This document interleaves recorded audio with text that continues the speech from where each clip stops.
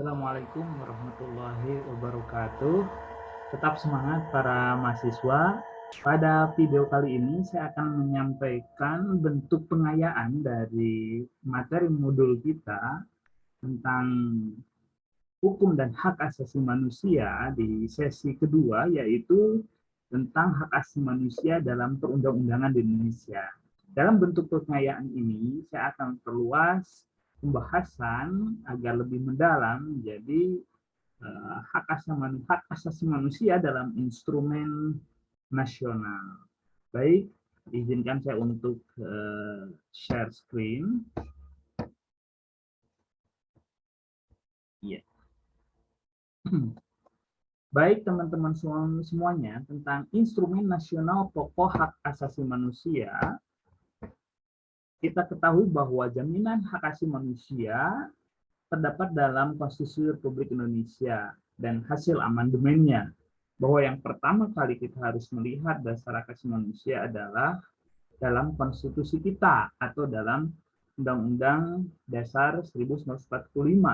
Pada awalnya terjadi perdebatan antara Soekarno dan Supomo tentang, kemudian M. Hatta dan Yamin tentang bagaimana sebetulnya hak asasi manusia itu akan dimasukkan ke dalam konstitusi atau tidak.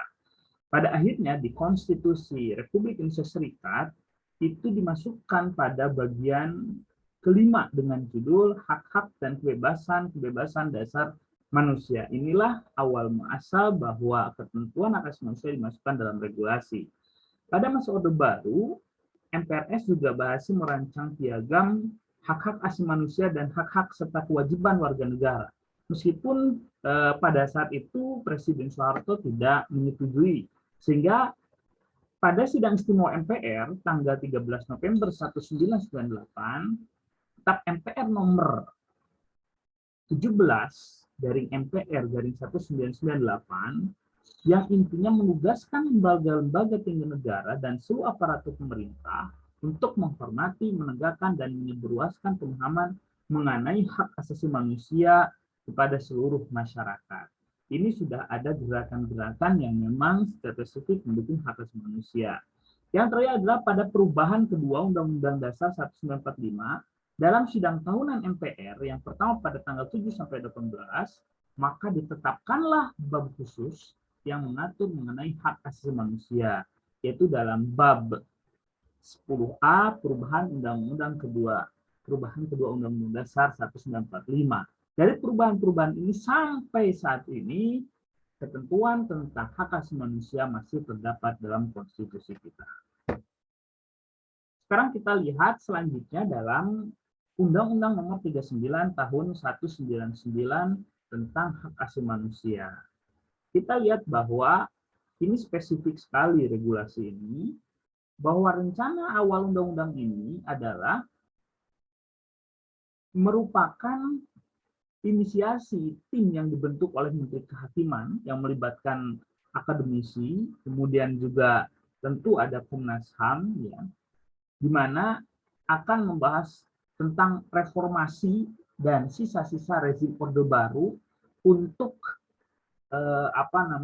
membentuk sebuah regulasi tentang hak asasi manusia. Jadi sebetulnya undang-undang ini tidak lepas merupakan produk reformasi setelah 98.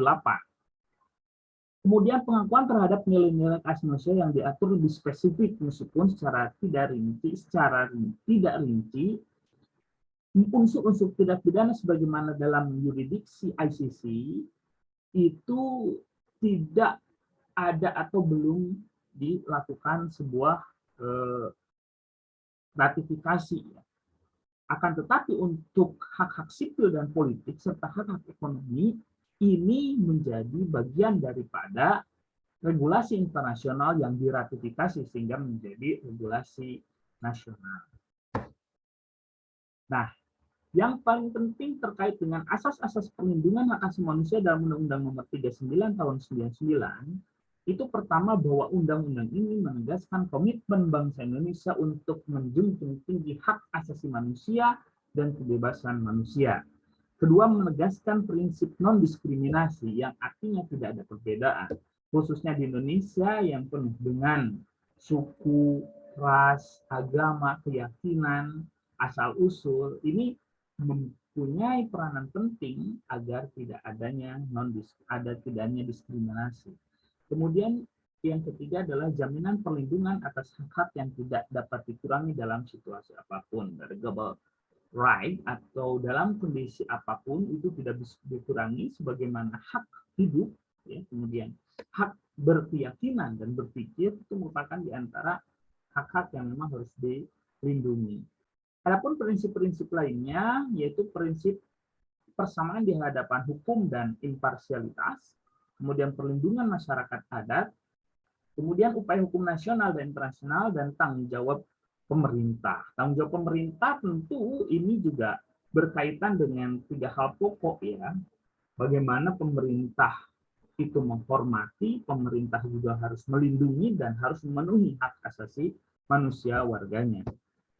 Kemudian hak-hak yang diatur dalam Undang-Undang Nomor 39 Tahun 1999 ini yang merupakan norma yang sebetulnya dalam penjelasan kita jelas ya menjadi pokok pembahasan pada materi hak asasi hukum dan hak asasi manusia.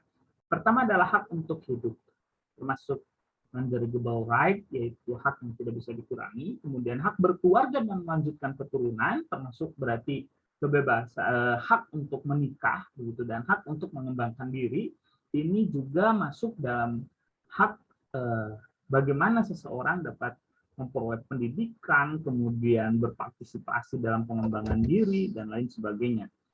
Nah, selanjutnya adalah hak untuk memperoleh keadilan. Bentuk-bentuknya adalah di antaranya peradilan yang bebas serta tidak memihak, praduga tak bersalah, nullum dilectum sine previa lege ponale atau asas legalitas, ketentuan yang lebih menguntungkan, ini berarti apa namanya asas retroaktif, dan hak untuk mendapatkan bantuan hukum. Kemudian nebis in idem, bahwa seseorang tidak bisa dituntut kembali pada peristiwa yang sama atau pada kasus yang sama. Kemudian hukuman perampasan kekayaan. Selanjutnya juga berkaitan dengan hak atas kebebasan pribadi, hak untuk tidak diperbudak, hak untuk bebas memeluk agama, hak untuk bebas memilih dan dipilih, hak untuk berkumpul dan berserikat, hak untuk menyampaikan pendapat, hak atau status kewarganegaraan, dan hak untuk bertempat tinggal. Selanjutnya ada hak atas rasa aman. Ini berarti kembali kepada pribadi masing-masing agar negara melindungi dari warga negaranya. Pertama hak suaka, kemudian hak atas perlindungan dan hak atas rasa aman. Maksudnya warga negara harus dilindungi oleh negara atas berbagai tindakan yang dapat mengancam dirinya ataupun yang membuat warga negara itu tidak aman. Kemudian hak untuk bebas dari penyiksaan dan perlakuan sewenang-wenang. Selanjutnya adalah hak kesejahteraan. Ini meliputi bagaimana warga negara punya hak untuk dipenuhi kesejahteraan oleh negara, termasuk kesejahteraan yang menjadi dasar ukuran kesejahteraan penghasilan, ukuran kesejahteraan pekerjaan, dan lain sebagainya. Kemudian juga hak turut serta dalam pemerintahan, ini menjadi bagian daripada hak politik, bahwa seorang berhak untuk dipilih dan memilih, diantaranya hak tersebut. Kemudian hak perempuan, bagaimana kesetaraan perempuan dan laki-laki dalam hal gender, jadi tidak adanya diskriminasi dan perbedaan antara laki-laki dan perempuan.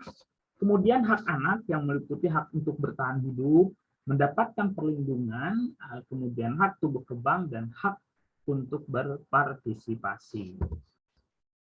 Sekarang tadi yang saya sampaikan sebelumnya tentang kewajiban negara dan warga negara, bahwa perlindungan dan penegakan hak asasi manusia merupakan kewajiban semua pihak, negara dan warga negara. Hak asasi manusia tidak hanya berbicara mengenai hak, tapi juga berbicara mengenai kewajiban, yaitu kewajiban untuk saling menghormati dan menghargai hak asasi manusia orang lain.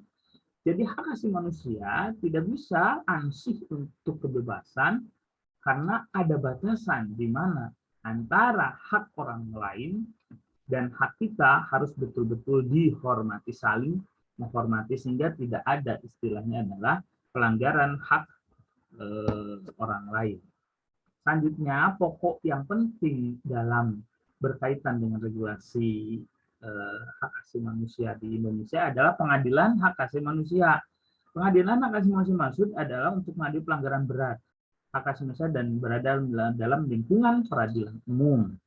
Pengadilan hak asasi manusia kemudian diatur secara khusus dalam Undang-Undang Nomor 26 Tahun 2000 tentang Pengadilan Hak Asasi Manusia menganut asas non retroaktif sehingga hanya dapat mengadili pelanggaran hak asasi manusia yang terjadi setelah undang-undang diberlakukan, yaitu tahun 2000. Mekanisme pengadilan hak asasi manusia ini telah diberlakukan di Indonesia ya untuk kejahatan-kejahatan kemanusiaan yang dianggap itu merupakan bagian dari kejahatan internasional, ya, diantaranya ada kejahatan perang, genocide, gitu, ataupun kejahatan kemanusiaan.